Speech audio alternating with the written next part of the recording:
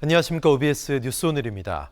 4년여 만에 만난 김정은 북한 국무위원장과 푸틴 러시아 대통령 정상회담에 이어 만찬까지 약 4시간을 함께하면서 보란듯이 우호 관계를 과시했습니다.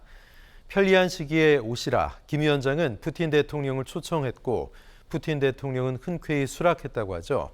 북한과 러시아의 밀착, 한반도와 동북아 정세에 어떤 영향을 줄지 주목해 보겠습니다.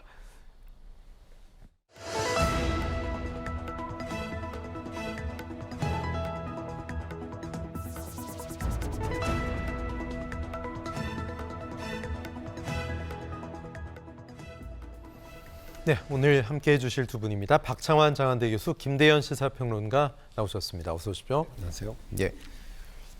자, 4년 5개월 만에 북한과 러시아가 정상회담을 가졌습니다. 주목할 부분이 여러 포인트인데, 자, 푸틴 대통령 항상 늦게 옵니다. 지각 대장이다 이런 별명이 있는데 오히려 김 위원장을 30분이나 먼저 와서 기다렸고요. 이외에도 주목할 점이 이번 정상회담 많았습니다. 김대현 평론가 어떻게 보셨어요? 네, 우선은 푸틴이 지각대장이라는 그 악명이 또 있지 않습니까? 네네. 근데 그럼에도 불구하고 정시에 먼저 도착을 한 건 물론이거니와 김정은 위원장과 만나는 내내 그 어떤 동작과 발언, 그다음에 표정 이런 것들이 굉장히 우호적이다라고 느낄 만큼 그렇게 액션을 취했단 말이죠. 이제 그런 부분에서 보면 4년 전에 만났던 모습과는 상당히 판이하게 달랐다는 것은 네. 시작부터 이미 이제 인식되어 온 바 있었고, 더군다나 두 사람이 만난 장소가 블라디보스톡이 아니었지 않습니까? 그 윗단에 올라가면 하바롭스크가 있고, 그보다 더 안쪽으로 들어가서 사실은 이 러시아 우주 산업의 산실이라고 하는 그런 보스토치니 우주기지에서 만났다는 거. 그 심장부에서 만났다는 그렇죠. 그 심장부에서 거예요. 만났다는 예. 거. 더군다나 이렇게 열차가 휘감고 가는 그 구간이 다 중국 국경을 다 대부분 거쳐서 가는 네. 이런 루트였단 말이죠. 그래서 제가 이번 그 북러의 정상회담을 보면서 무엇보다도 중국의 심기가 그렇게 편치 않았겠다라고 하는 생각이 드는 이유가, 사실 두 사람이 무기 거래를 주고받을 수 있고 아니면 그 국제적인 제재를 받고 있는 양 국가가 어떤 숨통을 트기 위한 전략적인 연대 이런 모습 다 좋습니다. 그런데 네. 여기서 지금 우리가 그 세계 패권을 미국과 맞대응하고 있다라고 하는 그 중국이라는 나라가 지금 이 북러의 만남에서 좀 빠져 있고 소외되어 있는 느낌을 지울 수가 없습니다. 그래서 개인적으로 김정은이 우주센터라고 하는 것은 제가 볼 땐 가시적으로 뭔가 선전적으로 보여주려고 하는 것이고, 북한이 말하는 것은 내부적으로는 러시아를 활용해서 중국을 어떻게 움직일 것인가, 네. 이 부분에 방점을 찍고 이번 정상회담에 임한 것이 아닌가라고 분석을 해보고, 푸틴 같은 경우는 전 세계가 다 예상하듯이 지금 재래식 무기가 바닥에 나 있는 상태이기 때문에 네네. 어떤 식으로든지 북한에서 그와 관련된 무기를 좀 가지고 와서, 혹은 아니면 적극적인 협력이라도 좀 이끌어내서 여러 가지 모양새를 좀 좋게 하겠다라고 하는 이런 그림으로 두 사람이 만났고, 그러다 보니까 상호 양자 모두가 필요한 부분, 충분한 부분들에 대해서 얘기를 나눴고, 다만 그 결과가 공개되지 않았고, 또 푸틴이 이 북한에 주게 될 어떤 선물이랄까 이런 부분에 대해서는 언급이 없지 않습니까? 그래서 예. 우리가 조금 더 이 결과에 대해서 향후에 이 김정은이 돌아오고 또 푸틴이 이 정상회담의 결과를 설명할 수 있는 자리를 한 번 더 갖게 되면 그때 분석 자료를 좀 보는 게 옳지 않을까 싶습니다. 네, 2019년 4월과 비교해서 회담의 성사 배경, 의제 차이가 분명히 있었습니다. 자, 두 나라가 국제사회에서 갖고 있는 현재 이슈가 다르다 보니까 이번 회담의 목적 또는 목표에 얼마나 접근했느냐. 자, 일단 북한의 위성 개발을 도울 것이냐라는 질문에 푸틴 대통령은 그것이 김 위원장과 내가 이곳에 온 이유, 우주기지죠, 이렇게 밝혔습니다. 더 나아가서 군사기술 협력도 논의하냐. 푸틴은 모든 문제는 천천히 시간이 있다라고 얘기했는데요. 물론 액면 그대로 우리가 받아들이기는 어렵습니다만 글쎄요. 또 북한 위성 개발 진척에 대한 고민, 실상 ICBM 그런 개발일 텐데 박 교수님 어떻게 보세요? 푸틴의 말을 그대로 좀 믿어야 될까요?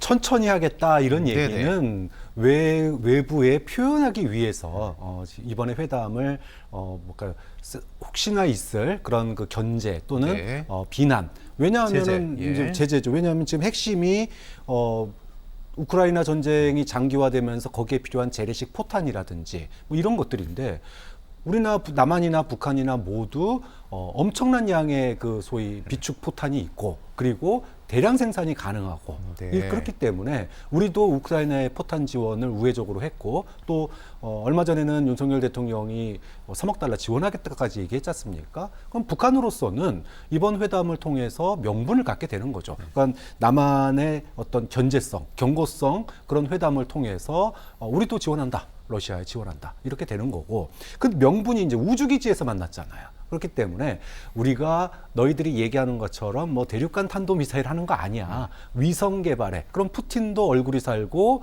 김정은으로서도 외부의 어떤 비난을 갖다가 회피할 수 있는 그런 장소를 모색했기 때문에 명시적으로 뭐 재래식 포탄이라든지 무기를 받고 대신에 기술을 내준다. 이런 얘기는 안 하죠. 하지만 지금 만남의 장소라든지 그다음에 수행원들 북한의 수행원들이 지금 상당수 무기 거래자 보직자들이 무기 관련 보직자들이 대거 참석했거든요. 네. 그러니까 사실상 재래식 무기 대량으로 러시아에 제공하고 러시아로서는 돈 안 드는 기술을 갖다가 넘겨주는 이런 대가성 거래가 이루어질 가능성이 매우 높기 때문에 뭐 푸틴의 말을 액면 그대로 믿는다면 그건 바보다. 지금 북러의 이 밀월 관계는 아까 앞서서 말씀하신 중국에게 더 자신들을 도와달라고 하는 우회적인 표시이기도 하지만 실질적으로 러시아의 우주 기술, 특히 대륙간 탄도미사일 이 기술을 인공위성을 통해서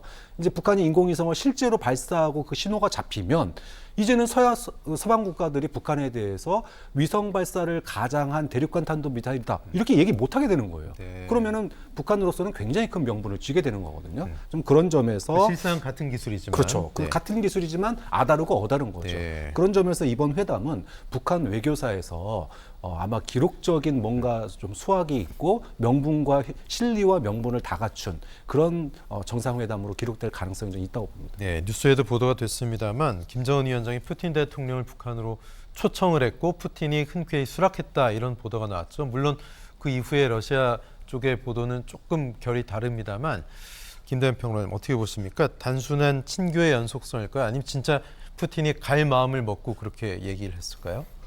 일단은 외교적 수순과 절차를 좀 볼 필요가 있는데 지금 김정은 북한 위원장이 러시아를 방문한 거 아닙니까? 러시아에 초청이 있었겠죠, 그 전에.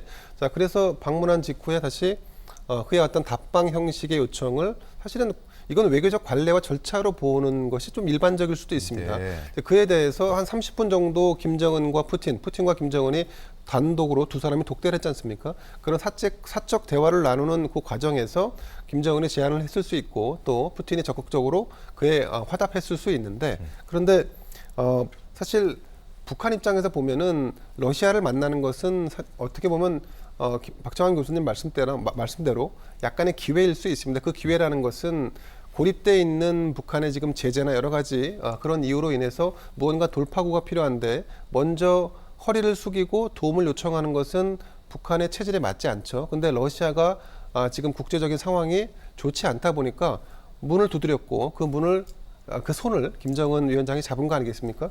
자, 그리고 뭐 그렇다 보니까 이런 분위기 속에서 초대를 하는데 답방 형식의 요청을 하는데 푸틴이 거절할 명분은 없죠. 다만 네. 러시아 크렘린궁 입장에서의 공식 입장은 그에 대한 뭐 부인 혹은 정해진 것이 없다. 뭐 이런 정도로 이 러시아를 답방하는 문제에 대해서는 선을 긋고 있습니다. 자, 그래서 저는 이제 국제사회를 양 국가가 의식하는 일종의 행동까지도 보여줬다. 사실 이 북러의 밀월이 시작됐다라고 하는 해석도 있지만 사실은 두 양 국가가 만나서 나눈 대화도 오픈하지 않았고 그리고 답방 형식에 대해서도 한쪽에서는 일방적으로 부인하는 이런 모습은 만났으나 뭐 소기의 성과는 있었을지 모르겠으나 국제사회를 의식해서 양국 모두가 또 행동하지 않을 수 없는 그런 제한적인 모습도 함께 가지고 있다는 점을 보여준다라고 봅니다. 네.